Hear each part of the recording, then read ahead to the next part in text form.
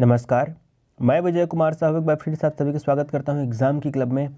और आज हम लोग पढ़ने वाले हैं क्लास 8 से इंग्लिश का chapter 15 the Birdman of India, यानी कि भारत का पक्षी मैन। ठीक है, कुल मिला के हम इस लेसन में सलीम अली जी के बारे में पढ़ने वाले हैं, जिन्हें हम भारत के पक्षी मैन कहते हैं। ठीक है, यानी कि बर्डमैन कहते हैं। तो चलिए शुरू करते हैं। Look at the title of this lesson, इस लेसन का टाइटल देखिए, यानी कि the Birdman of India, and the picture on the page. और यहाँ पे जो पिक्चर दिया हुआ है, ये वाला पिक्चर यहाँ पे दिया हुआ है एक बुजुर्ग आदमी का, उनका पिक्चर देखिए। व्हाट डू यू थिंक, आप क्या सोचते हैं? You will read in this lesson, आप क्या किसके बारे में पढ़ोगे इस लेसन में, है ना। तो कुल मिला के हम इस लेसन में सलीम अली जी के बारे में पढ़ेंगे और उनका योगदान के बारे में पढ़ेंगे कि उन्होंने पक्षी के संरक्षण के लिए, पक्षियों के संरक्षण के लिए क्या काम किए, है ना, उनके बारे में पढ़ेंगे। तो चलिए शुरू करते हैं। You must have seen people worshipping bird, tree and animal in many place, है ना, प्लेसेस। तो आपने अक्सर देखा होगा ना, लोग क्या करते हैं, वर्शिप करते हैं, कि पूजा करते हैं। किनकी?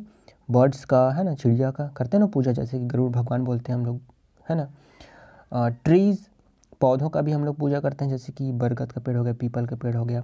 एंड एनिमल्स, जैसे कि एनिमल्स में तो बहुत सारे हैं, जैसे कि हाथी हो गया, गाय हो गया, है ना, बहुत सारे चीज़ों का। After observing this you must have wondered as to why people worshipping nature, है ना। इसको समझने के पहले आपको ये समझना होगा कि लोग नेचर का, है ना, प्रकृति का पूजा क्यों करते हैं।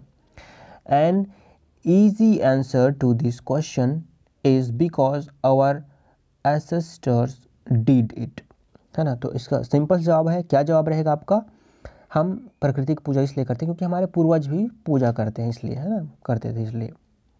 और लॉन्ग टाइम एगो, बहुत साल पहले, worshipping birds, trees and animals were ways devised by our ancestors to respect our ecology, है ना।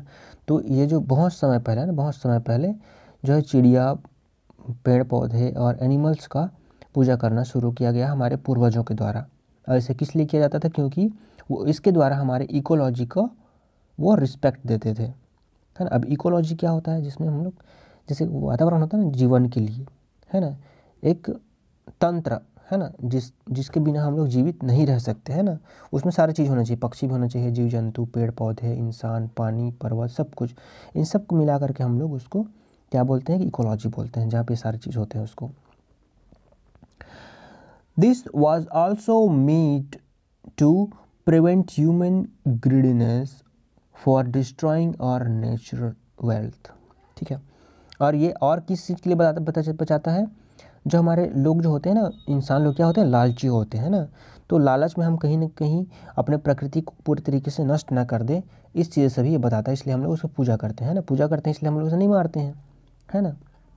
जैसे पेड़ पौधों की जब हम लोग पूजा करेंगे तभी तो वो बचेगा, नहीं तो हम लोग काट के सबको आग जला के सबको सक देंगे, है ना। Unfortunately if we look at the present situation, bird and their habitation have faced much destruction, है ना। अगर हम प्रेजेंट सिचुएशन को देखें तो बर्ड और उनका जो हैबिटेशन, यानी कि घर जो है, उनका घर, है ना, बसाहट, वो क्या है? पूरी तरीके से डिस्ट्रक्शन हो रहा है, मतलब वो पूरा ख़त्म हो रहा है ना। बहुत डिस्टर्ब फील करते हैं वो लोग भी। What are the two reason give for worship nature, है ना। हम लोग नेचर का पूजा क्यों करते हैं, है, यानी प्रकृति की पूजा क्यों करते हैं, इसके बारे में 2 रीज़न देना है। तो किस लिए देते हैं? एक तो हम लोग इकोलॉजी को हमारा रिस्पेक्ट देते हैं, और साथ ही साथ दूसरा रीज़न क्या है? हम अपनी जो लालच है उस पर कंट्रोल करने के लिए भी प्रकृति की पूजा करते हैं। There are about 900 species of bird and their size varies from 5 centimetre to over 2.5 metres, ठीक है। तो there are about 9000 species of birds, ठीक है। यहाँ पे कितने प्रकार के चिड़िया रहते हैं? लगभग 9000 प्रकार के चिड़िया रहते हैं, वो भी अलग अलग साइज़ के, है ना। कौन कौन साइज़ के होते हैं? अगर 5 सेंटीमीटर से लेकर के 2.5 मीटर तक के। The humming bird is one of the smallest species of bird, and the ostrich, which reaches a height of over 8 feet, है ना। तो देखिए जो सबसे छोटा पक्षी जो है वो कौन है, हमिंग बर्ड है, और जो ऑस्ट्रिच होता है यानी शुतुरमुर्ग वो लगभग 8 फीट तक ऊंचा होता है। Is the largest bird on the planet, ये पूरे प्लानट में सबसे बड़ा बर्ड है, इन पूरा पृथ्वी में सबसे बड़ा पक्षी है। There are birds which are known for their swiftness such as eagle and the hawk, है ना। तो स्विफ्टनेस यानी कि तेज गति, है ना। तो कुछ पक्षी जो होते हैं अपनी तेज गति के लिए जाने जाते हैं, जैसे कि गरुड़ तथा बाज। There are other birds such as the vulture which are known for flying as high altitudes, ठीक है, altitudes। तो और कुछ कुछ जैसे कि वल्चर हो गया ना, जैसे कि बाज हो गया, है ना, बाज, गिद्ध वगैरह, ये सब क्या है, अत्यधिक ऊंचाई पर उड़ने के लिए जाने जाते हैं ये। There are also several birds which have lost the power of flying such as the ostrich and emu and kiwi, है ना। यहाँ पे कुछ ऐसे बर्ड्स भी हैं जो कि अपने उड़ने की जो ताकत है उसे खो चुके हैं वो लोग, है ना, उड़ नहीं सकते वो लोग, जैसे कि ऑस्ट्रिच हो गया, शुतुरमुर्ग, और ईमू हो गया, कीवी हो गया, है ना। यहाँ पे आप पिक्चर्स में यहाँ पे आप देख सकते हैं ये ऑस्ट्रिच, ईमू, कीवी, है ना। Make a table showing specialities of the birds mentioned in the paragraph. तो आपको कुछ क्या बनाना है, एक टेबल बनाना है जिसमें अलग अलग प्रकार के पक्षियों के बारे में लिस्ट बनाना है, ठीक है। Bird are called winged bits. The body temperatures of bird remains more or less consistent. पक्षी पंख वाली दोपाया कहलाते हैं। पक्षियों के शरीर का ताप अधिक या कम स्थिर बना रहता है। Another interesting features about bird is their feather. जो एक और इंटरेस्टिंग फीचर इसमें बर्ड्स में पाया जाता है वो उनके फेदर होते हैं, पंख, है ना, जिसकी सहायता से वो लोग उड़ते हैं। Observing the feathers of a bird gives us an idea about the life that they lead, है ना। और उनके जो ऑब्जर्व करते हैं जब हम उनके फेदर को यानी कि पंख को, फेदर यानी पंख को जब हम ऑब्जर्व करते हैं तो हमें एक और चीज़ पता लगता है कि ये हमें क्या देता है, एक आइडिया देता है कि लाइफ के बारे में, है ना। क्या आइडिया देता है कि लाइफ किस लिए है, आगे बढ़ने के लिए है। Birds have beaks. बर्ड्स की क्या होते हैं, चोंच होते हैं। दे हैव नो टीथ, लेकिन उसमें दांत नहीं होता। Their main food consist of insect. उनका जो मेन फूड है वो कीड़े मकोड़े होते हैं। फूड ग्रेन्स भी होते हैं, यानी कि जैसे कि दाने वगैरह। एंड फ्लैश लाइक रेप्टाइल्स, है ना। और जो फ्लैश होता है ना, जैसे मांस वगैरह खाते हैं वो लोग, जैसे गिद्ध हो गया, चील हो गया, है ना। Like reptiles birds to lay eggs. और चिड़िया जो होते हैं वो भी रेप्टाइल्स की तरह अंडे देते हैं। रेप्टाइल्स जैसे कि आपका डायनासोर हो गया, है ना, छिपकली वगैरह हो गए, है ना, वो सब रेप्टाइल्स होते हैं। दे have a keen senses of sight and hearing, but their senses of smell and taste of poor, है ना। इनकी जो देखने की जो शक्ति होती है, सुनने की जो शक्ति होती है, बहुत ज़्यादा होता है इनका, ठीक है। बट जो इनकी स्मेल करने की और खाने की जो टेस्ट की जो सेंस होता है वो बहुत ही पुअर होता है, बहुत ही पुअर क्वालिटी का, अच्छा नहीं होता है, मतलब, ठीक है, इनको ज़्यादा टेस्ट वगैरह पता नहीं चलता है। Birds have the wonderful capacity of adjusting their vision quickly, है ना। इसमें एक पावर पाया जाता है आई साइट को, है ना, विजन को क्विकली ये लोग क्या कर सकते हैं, एडजस्ट कर सकते हैं, यानी कि दृश्य, है ना, मतलब बहुत दूर तक ये लोग किसी चीज़ को देख सकते हैं, ठीक है।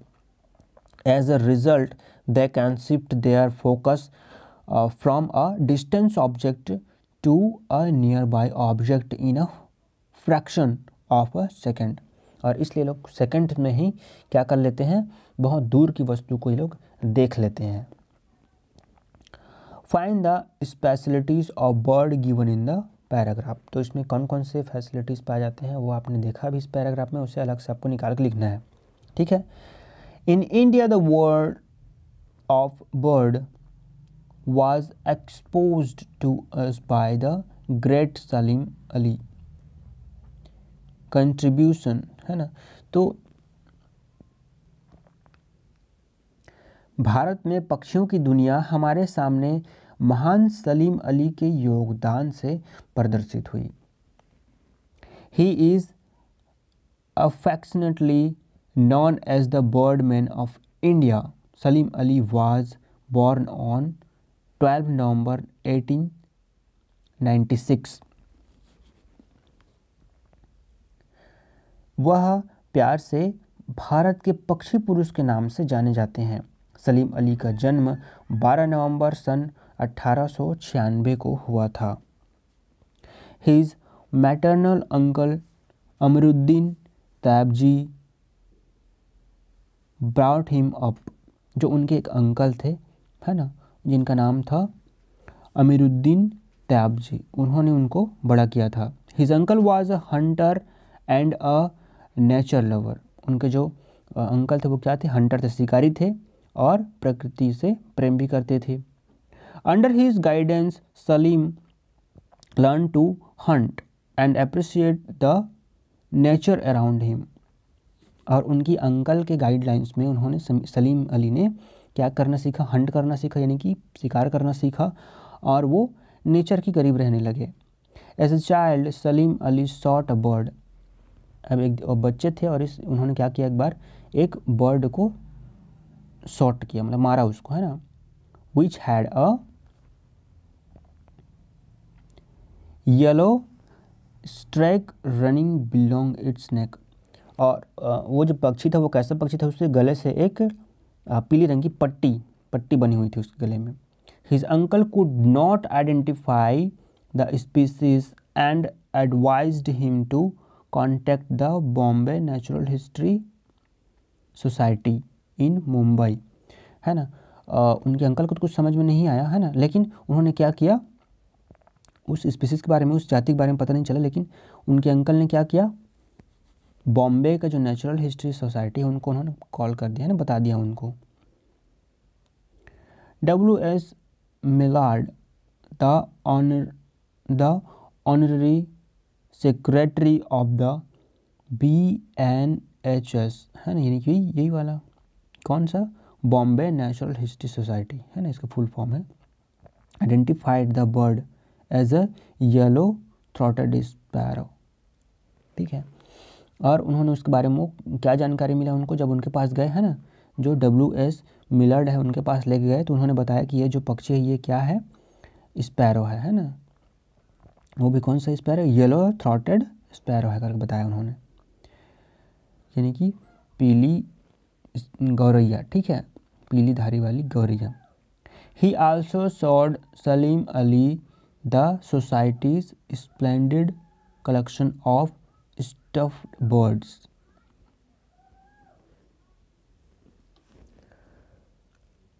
उसने सलीम अली को संघ के विलक्षण पक्षियों की शानदार संग्रह भी दिखाया। This single incident change Salim Ali's life and India got is best ornithologist as a result, है ना। और ये जो एक सिंगल जो इंसिडेंट हुआ, एक इंसिडेंट हुआ, है ना, इस इंसिडेंट ने सलीम अली की लाइफ को पूरी तरीके से बदल दिया और इंडिया को फाइनली क्या मिल गया, उनका बेस्ट ऑर्निथोलॉजिस्ट, है ना, ये पक्षी विज्ञानी मिल गए। वन सलीम अली सैड, एक बार सलीम अली कहते हैं, my chief interest in the study of bird has been the opportunity to observe the birds life history under natural condition and not in the laboratory under a microscope।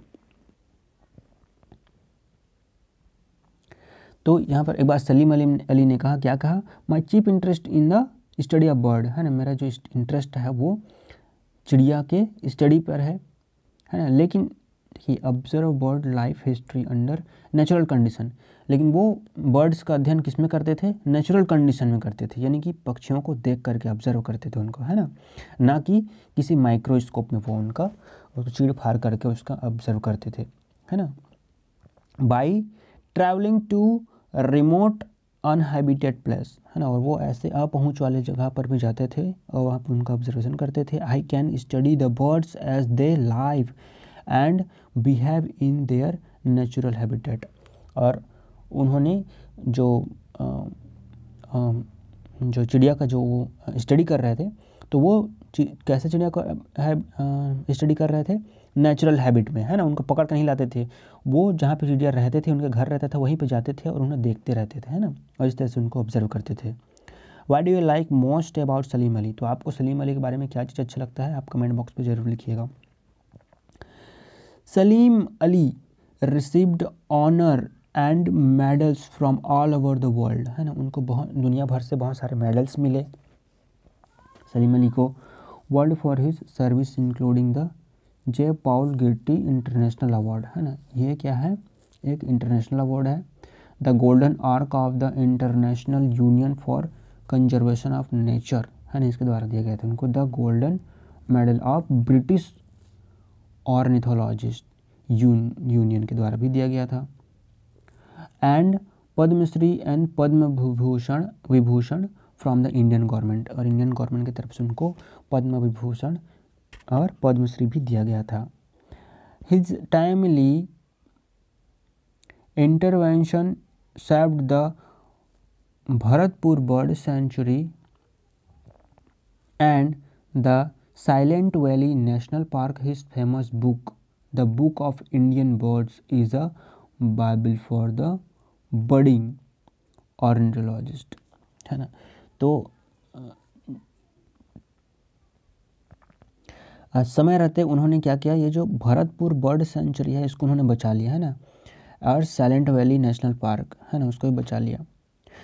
His famous book, है ना, उनका जो book है the book of Indian birds, ये जो है ये अभी जो पक्षी वैज्ञानिक हैं उनके लिए ये एक क्या है, वरदान साबित हुआ है ना, उनको जरूर पढ़ना चाहिए, है ना। अगर आप पक्षियों के बारे में जानना चाहते हैं तो ये वाले बुक्स को जरूर पढ़िएगा, the book of Indian birds. He passed away in 1987 at the age of 91, वो 91 साल की उम्र में 1987 में चल बसे। ही इज़ नो मोर, वो हमारे बीच नहीं है, but his legacy live on, ठीक है, लेकिन उनका जो लिजेसी वो हमारे बीच है, उनके जो किया गया कार्य हमारे बीच है। His dedication to ornithologist has left behind committed group of amateur bird watcher all over India, पक्षी विज्ञान के प्रति उनका समर्पित कार्य ने भारत भर के अकुशल पक्षी रक्षकों के समूह को पीछे छोड़ दिया है ना। तो इसको एक ग्रुप ऑफ राइटर्स ने लिखा हुआ है ना, किसी एक पर्टिकुलर आदमी ने नहीं लिखा है ना, तो बहुत सारे लोगों ने इसके बारे में खोज करके इसको लिखा हुआ है। तो उम्मीद करता हूँ ये वाली लेसन भी आपको बहुत ही अच्छी लगी होगी और आपको सलीम अली जी के बारे में भी कुछ चीज़ें पता चल गया कि इन्होंने पक्षियों को बचाने के लिए अपना बहुत बड़ा योगदान दिया है ना। और अभी भी हम लोग देख रहे हैं कि पक्षियों की जो संख्या है वो बहुत ही कम होती जा रही है ना, और बहुत सारी पक्षियाँ तो लुप्त होने के कगार पर पहुँच गई हैं। तो हमें इनका संरक्षण करना है, ठीक है, हमें इनको बचाना है ना। कई तरीके हैं जिनके कारण से ये हम लुप्त होते जा रहे हैं, ठीक है, जैसे कि हम लोग खेतों में बहुत ज़्यादा पेस्टिसाइड्स यूज़ करते हैं, खाद वगैरह दवाई वगैरह छिड़कते हैं ना, जिससे कीड़े खाते हैं और इन कीड़ों को ये लोग खाते हैं जिससे ये लोग मरते जा रहे हैं ना। कई लोगों का तो ये भी कहना है कि जो मोबाइल टावर्स हैं उनके कारण भी पक्षियाँ ख़त्म होती जा रही हैं। तो हमें इन चीज़ों का और भी अध्ययन करने की ज़रूरत है और इनके जो मेन कारण है उससे भी हमें पता लगाना पड़ेगा। खास करके मेन कारण ये भी हो सकते हैं कि इनका जो हैबिटेशन है, जैसे पेड़ पौधे कट रहे हैं, इनका जो आवास है वो छीनता जा रहा है इनसे, है ना। तो इन सारे तरीक़ों का भी अध्ययन करना और भी बाकी है, इन सब के बारे में पता किया जाएगा ताकि पक्षियों का संरक्षण कर सकें हम, है ना, और ये बहुत आवश्यक भी है हमारे लिए। तो उम्मीद करता हूँ आप भी पक्षियों के लिए ज़रूर कुछ करेंगे। तब तक के लिए मुझे दीजिए विदा, नमस्कार।